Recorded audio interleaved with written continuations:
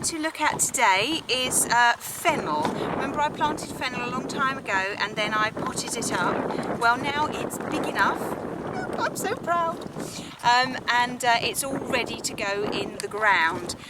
Again, wait until frost has gone from your area before you put it in. But if you look closer, you can actually, can you see it's kind of getting wide here, so it's starting to do what it's supposed to do. But I just think they look absolutely gorgeous. They're fantastic. These are about 6 inches tall. I have put the rest in and I just saved these two just to show you. So I'll show you how to put those in. Okay, now when you plant these, they're very, very easy.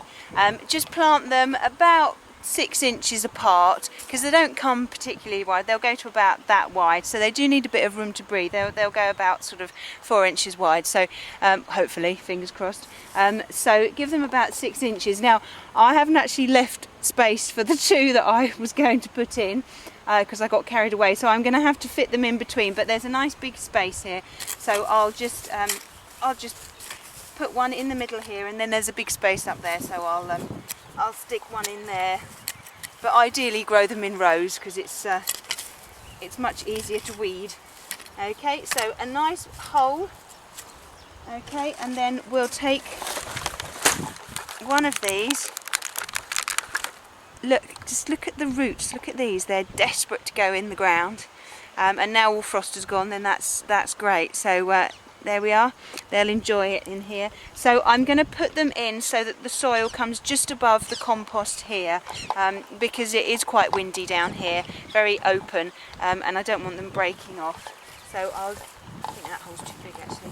So I'll just pop it in, cover it up with soil, gently push it down. There we go. Okay, so give it a good water in. Even if the soil's wet, it brings the soil back into the hole and fills up any of the air spaces. And then just a few, because I'm not chancing it, because I think that the slugs and snails would enjoy these. So I'm running out of these.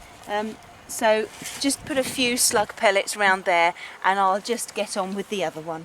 Okay, I haven't netted those. I don't think the birds will go for those. The other ones have been in for about a week now, so they don't seem to have been attacked by the birds, so I'm hoping that the birds won't get them. But if you are worried, then do by all means net them. Or what you could do, which is also a very good thing to do, is you get a stick, get an empty plastic bottle, stick it on. The wind gets into it and moves it around, and that does tend to scare the birds away as well. Or you could tie a plastic bag, a plastic carrier bag to it.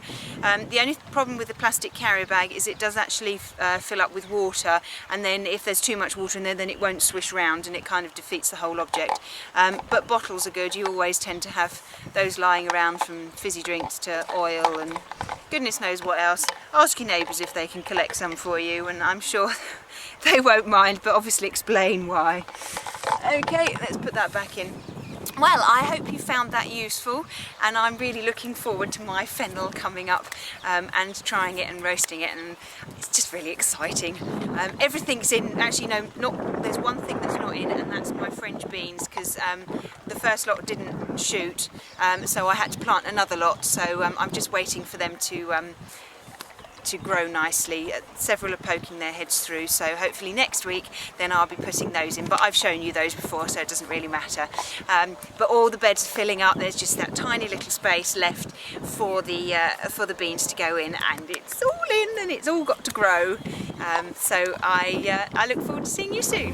Bye bye.